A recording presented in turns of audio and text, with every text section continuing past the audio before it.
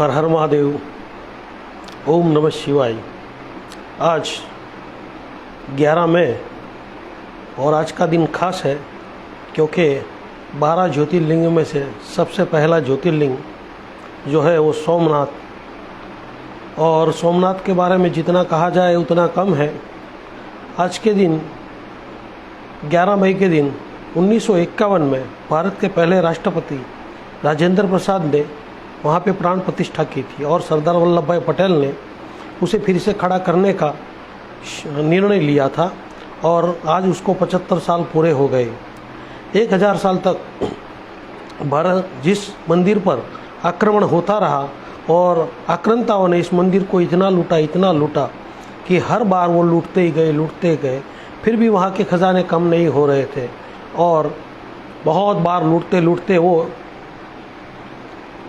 मंदिर बार बार टूटा। किसी ने उसको सोने का बनाया, किसी ने उसको चांदी का बनाया, किसी ने उसको चंदन की लकड़ी का बनाया। और उसके बाद जब आज़ादी के बाद 1951 में उसका राजेंद्र प्रसाद हमारे भूतपूर्व राष्ट्रपति थे, उसके द्वारा उसका फिर से निर्माण किया गया। और मैं ज़्यादा पॉलिटिक्स में नहीं जाऊंगा क्योंकि उस टाइम पॉलिटिक्स की अगर बात करूंगा ना तो बहुत ज़्यादा लंबा वीडियो बन जाएगा, क्योंकि जवाहरलाल नेहरू ने उसे जाने के लिए वहाँ से मना किया था। लेकिन आज नो पॉलिटिक्स, ओनली आध्यात्मिक, तो मैं आध्यात्मिक की ओर ही जाऊँगा। मुझे इस मंदिर की कुछ खास बातें करनी है, ऐसी बात करनी है जो आप शायद नहीं भी जानते हो, और अगर जानोगे तो आपको आश्चर्यचकित हो जाएगा कि साला ऐसा, हम तो बहुत बार इस मंदिर में गए लेकिन आज तक हमें ये बात क्यों नहीं मालूम।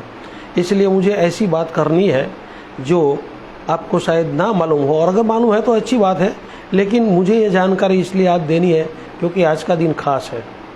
12 ज्योतिर्लिंगों में पहला ज्योतिर्लिंग है सोमनाथ। ये सोमनाथ के पीछे भी, मंदिर का जो नाम है सोमनाथ, इसके पीछे भी कुछ रहस्य है, लेकिन उसकी भी बात नहीं करें क्योंकि वो चंद्रदेव को श्राप था और चंद्र को सोम कहा जाता है और वहाँ पे उसने तपस्या की थी। फिर उसको वहाँ से शिव जी ने उसको वरदान दिया था कि 15 दिन तेरा क्षय रहेगा और 15 दिन तू बड़ा होता रहेगा। उसकी भी बहुत लंबी कहानी, लेकिन उसमें भी नहीं जाना। मुझे आज बात करनी है ना, वो बात करनी है बाण स्तंभ की। आप सोमनाथ मंदिर में बहुत बार गए होंगे और बहुत बार आपने वहाँ पे समुद्र तट पर नज़ारे लिए होंगे, शिव जी के दर्शन किए होंगे, लेकिन वहाँ एक जो समुद्र के किनारे पे एक वहाँ पे एक स्तंभ खड़ा है और स्तंभ के अंदर एक तीर का निशान अंदर घुसा हुआ है और तीर वो समुद्र की ओर इशारा करता हुआ हमें बताता है कि ये रास्ता समुद्र मार्ग है, ऐसा प्रतीत होता है। और इस स्तंभ की स्थापना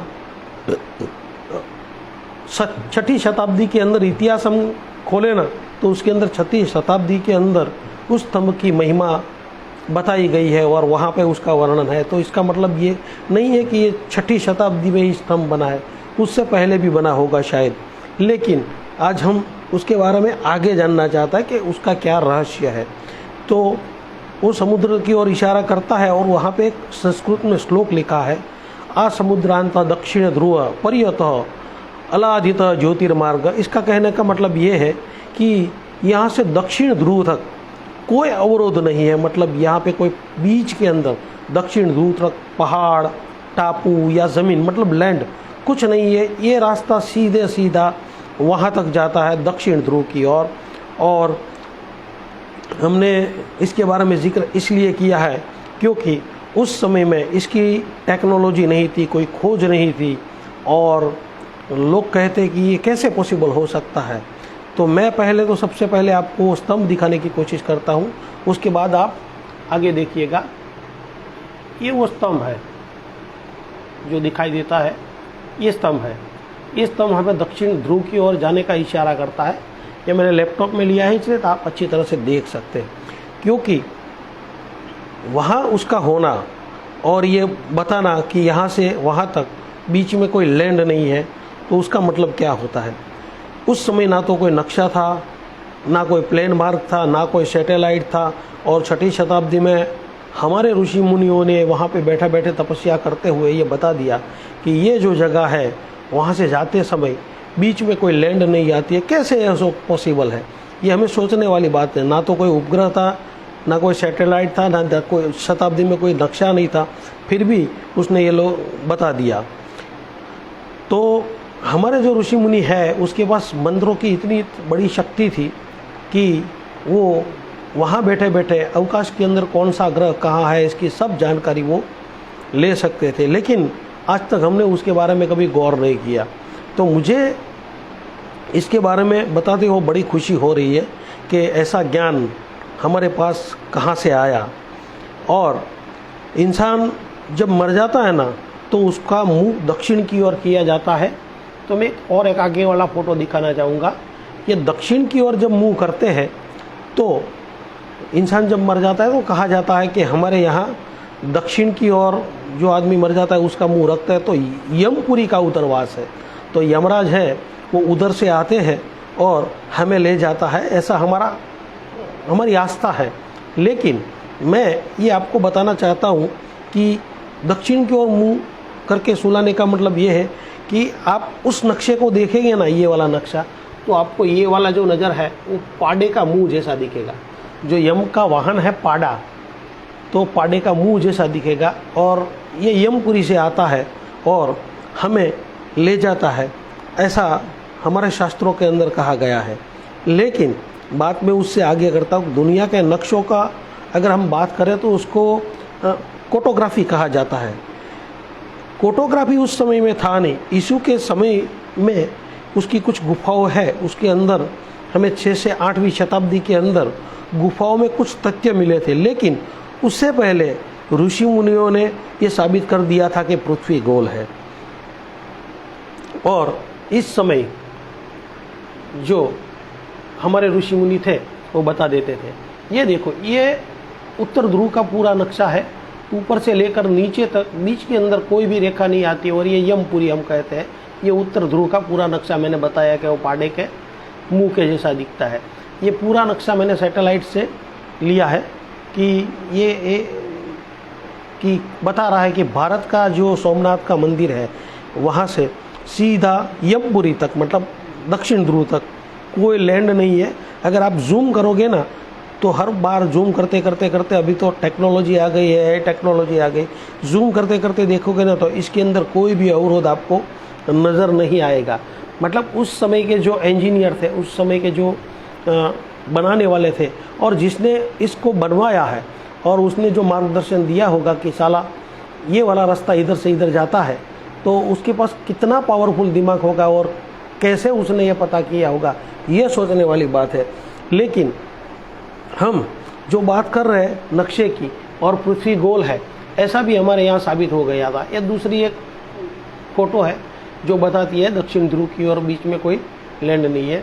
और ये बाण स्तंभ जो सीधे सीधा हमें दिखा देता है। आगे हम बात करेंगे तो ये सोमनाथ का मंदिर है जो अरब सागर में स्थित है और वहाँ से सीधा रास्ता जाता है। और हम आगे इसकी बात इसलिए कर रहे हैं कि ये आर्यभट्ट है। ये आर्यभट्ट है, उसने पृथ्वी गोल है उसकी गणना पहले कर दी थी। लेकिन हमें तो किसी फॉरेनर आकर बताएगा कि ये है तभी हम इसकी बात मानेंगे।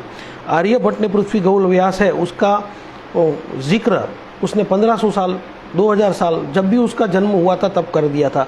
उसने बताया था कि 4797 योजन पृथ्वी गोल है। और इसका मतलब कि अगर हम इसका नया मापदंड करें ना तो मापदंड के हिसाब 39,668 किमी पृथ्वी का व्यास है। ऐसा आर्यभट्ट ने इतने सालों पहले कर दिया था। और आज टेक्नोलॉजी ये कहती है कि 4,668 किमी है। ये परिवर्तन यहाँ से आया तो हम समझ सकते हैं कि परिवर्तन आया है। कैसे आया है ये तो मान लो कि इतने सालों के बाद पृथ्वी के अंदर बहुत सारे बदलाव आए हैं। हमारे यहाँ भारत का नक्शा कहा जाता है कि बरसों पहले अफ्रीका से जुड़ा हुआ था और अफ्रीका से वहाँ से सरक के ये नक्शा सीधा चीन के साथ टकराया और जो हमारा हिमालय है वो बना। तो इतनी ज़ोर से टकराने के बाद जो पहाड़ें बनी उसको हिमालय कहा जाता है। उसके बारे में हम कभी बाद में चर्चा करेंगे, लेकिन अभी तो हम बाण स्तंभ की बात कर रहे हैं। तो आर्यभट्ट ने जो बताया और अभी का जो किलोमीटर का जो एरिया है इसके अंदर डिफरेंस कहे तो अकाल और आभर संशोधन के सिर्फ इतना फर्क है कि आज के और उस समय के आर्यभट्ट के संशोधन में अगर हम डिफरेंस दें तो 0.26 पॉइंट का डिफरेंस इसके अंदर दिखाई देता है। मतलब कि पृथ्वी और धरती के अंदर व्यास के अंदर कुछ फेरफार आए होंगे, तो इसके कारण ये 0.26 माइनर 0 पॉइंट है, तो ये डिफरेंस हो सकता है। लेकिन 2008 में एक जर्मन साइंटिस्ट था जोसेफ, उसने बताया कि भारत के अंदर बरसों से ये जो नक्शा है उसका ज्ञान, शास्त्र ज्ञान, नगर रचना और रास्ता, गुप्त मार्ग, नौका के लिए मार्ग, ये सब ज्ञान भारत के पास पहले ही था। ये हमें एक फॉरेनर बता रहा है, जबकि हमारे पुस्तक में ये पहले लिखा है, तो हम फॉरेनर की बात तुरंत मान लेते हैं, लेकिन अपनी बात नहीं है। वहाँ से उस ज़माने में जापान, सुमात्रा, यमन, इन समुदाय के सब लोग यहाँ पे वो बिज़नेस करने के लिए जहाज़ों में बैठ कर जाते हैं। मुझे ये बात इसलिए करनी पड़ रही है क्योंकि भारत के अंदर इतना सारा ज्ञान पहले से पड़ा है, लेकिन हम लोग इस बात को नहीं मानते। क्यों नहीं मानते? क्योंकि हमें किसी फॉरेनर ने बताया नहीं, इसलिए हम लोग ये बात मानते नहीं है। अगर कोई फॉरेनर आकर बताएगा कि इंडियन साइंटिस्ट गुड, और ये बताएगा कि कोई ऐसी चीज़ है जो भारत के अंदर पहले से थी, तब हम मान लेंगे। अभी कुछ समय पहले मुझे एक आदमी ने मैंने एक वीडियो देखा था, उसके आदमी के अंदर ऐसा बताया गया कि एक पत्थर पर संशोधन करते समय उस आदमी को कोई राष्ट्रीय पुरस्कार दिया गया, उस कंट्री ने दिया होगा, कैसे दिया होगा उससे मुझे कोई मतलब नहीं है, लेकिन उसको राष्ट्रीय पुरस्कार देने की बात की और उसको राष्ट्रीय पुरस्कार दिया गया। उसके बाद उसने कुछ प्रवचन किए और उसके अंदर किसी इंटरव्यूकार ने उसको पूछा कि भाई ये आपने कैसे पता किया कि ये है, तो उसने बताया कि उसके अंदर नाइट्रोजन है, बोरोन है, यूरेनियम है, बहुत सारी चीज़ है, लेकिन इसके अंदर एक चीज़ और है जिसके मुझे ये पुरस्कार दिया गया है। वो कौन सी पार्ट है? तो बोला वो सीक्रेट पार्ट है। वो कौन सा पार्ट है वो मुझे नहीं मालूम, लेकिन वो कौन सा सीक्रेट है ये तो भैया बताओ।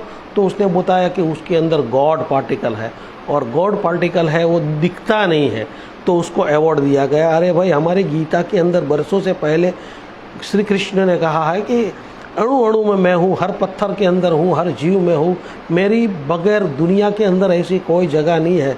लेकिन हमारे गीता वाले को तो किसी ने अवार्ड नहीं दिया, और तूने ये 2 घंटे में साबित कर दिया कि इसके अंदर गॉड पार्टिकल है। कोई बात नहीं, लेकिन ये जानकारी जो है मैं इसके बारे में ज़्यादा चर्चा नहीं करूँगा। मुझे तो ये बाण स्तंभ के बारे में, ये बाण स्तंभ जब बनाया तब दुनिया का नक्शा इतना बड़ा कोई था नहीं, समुद्र मार्ग नहीं था, कोई सैटेलाइट नहीं था।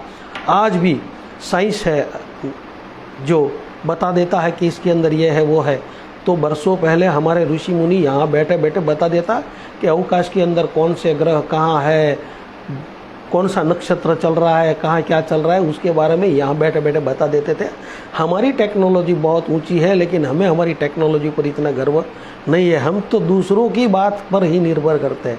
आप में से इस बाण स्तंभ के बारे में कौन कौन लोग जानते थे ये कमेंट में ज़रूर बताइएगा, क्योंकि मैंने तो बता दिया कि ये बाण स्तंभ क्या है, और इतने सालों के बाद भी आज उस दिन की बात हो रही थी और जिक्र हो रहा था, और मोदी जी वहाँ पे गए हैं।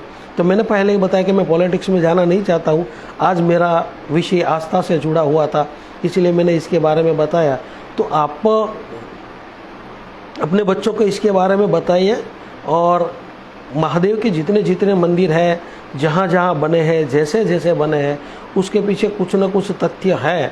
तो फिर कभी मौका मिलेगा तो कोई और मंदिर के बारे में मैं जानकारी बताऊंगा। और अगर आपको ये बात अच्छी लगी तो लाइक, शेयर और सब्सक्राइब जरूर कीजिएगा, और अपने दोस्तों को भी बताइएगा। जब तक दूसरी जानकारी नहीं देता तब तक हर हर महादेव, ओम नमः शिवाय।